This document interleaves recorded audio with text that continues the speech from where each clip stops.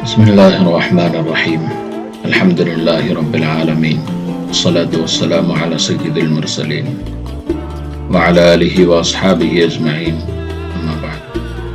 اللهم لك الحمد كما أنت أهله، وصل على محمد كما أنت أهله، وفعل بنا ما أنت أهله، فإنك أهل التقوى وأهل المغفرة. محترم سامعین و ناظرین، وظائف کے دن علماء ہند چینل پر آج کا ایک خاص ویڈیو ان لوگوں کے لیے جو رزق کے متلاشی ہیں، رزق کے لیے کسی نہ کسی طرح پریشان ہیں. یہ ویڈیو دیکھنے سے انشاءاللہ اللہ تبارک و تعالیٰ آپ کے لیے آسان وسائل اور آسان رزق کے راستے کھول دیں گے. اس میں ایک دعا بتائی جائے گی جس کو پڑھ کر آپ اپنے لیے اللہ تبارک و تعالیٰ کی طرف سے رزق کی سہولتیں، آسانیاں اور فراخیاں حاصل کر سکتے ہیں. یہ وظیفہ بہت ہی آسان ہے، ہر مسلمان کر سکتا ہے، مرد، عورتیں، بچے، ہر کوئی کر سکتے ہیں. گھر کے اگر سب افراد اگر اس وظیفے کو کرتے ہیں تو اللہ تبارک و تعالیٰ بہت جلد گھر میں رزق کی فراوانی اور برکت اور مال و دولت عطا فرمائیں گے. مال و دولت اور رزق کی فراخی حاصل کرنا بہت بڑا مسئلہ ہے، اس لیے اس میں پابندی ہونا بھی بہت ضروری ہے.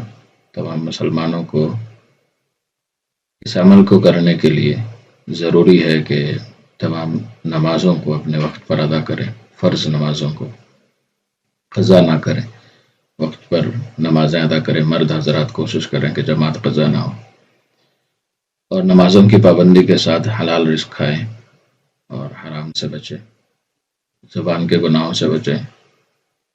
جتنے بھی وظیفے دست غیب کے ہیں یا رزق حاصل کرنے کے ہیں، جتنی بھی دعائیں ہیں، یہ سب نفل اعمال ہیں. فرائض کی پابندی کے ساتھ اور زبان کے گناہوں سے بچ کر جو کوئی کریں گے اللہ تبارک و تعالیٰ ان کو کامیابیاں عطا فرمائیں گے اور رزق عطا فرمائیں گے. ان کی دعائیں اور اعمال قبول ہوں گے. بہت سارے لوگوں کے اعمال قبول نہ ہونے کی یہی وجوہات ہوتی ہیں، یا تو وہ زبان کے گناہوں میں ہوتے ہیں یا فرائض ادا نہیں کرتے اور چاہتے ہیں کہ ان کے نفل اعمال قبول ہو جائیں. فرائض کی پابندی کے ساتھ نفل اعمال قبول ہوتے ہیں، ورنہ نفل اعمال کی قبولیت میں بہت شبہ ہے اور بہت مشکل ہے. اس لیے اللہ تبارک و تعالیٰ کی اگر رحمت حاصل کرنا چاہتے ہیں تو پہلے اللہ کے نبی صلی اللہ علیہ وسلم کے طریقے پر اور اللہ کے حکموں پر آپ عمل کریں گے تو یہ آپ کو اپنے اعمال کا بدلہ ملے گا اور آپ کے وظائف بھی قبول ہوں گے.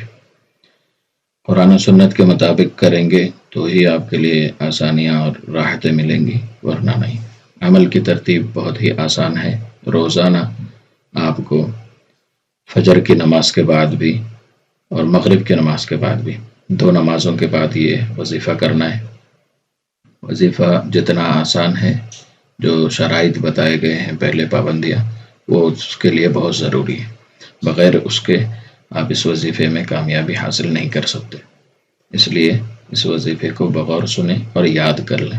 اور فجر کی نماز پابندی سے پڑھیں، مغرب کی نماز بھی پابندی سے تو ساری نمازیں پڑھنا ہے. ان دونوں نمازوں کو وقت پر پڑھیں. نمازوں کے بعد دعا وغیرہ کر کے پھر اس کے بعد یہ وظیفہ آپ کر سکتے ہیں. اس دعا کو روزانہ 27 مرتبہ پڑھنا ہے.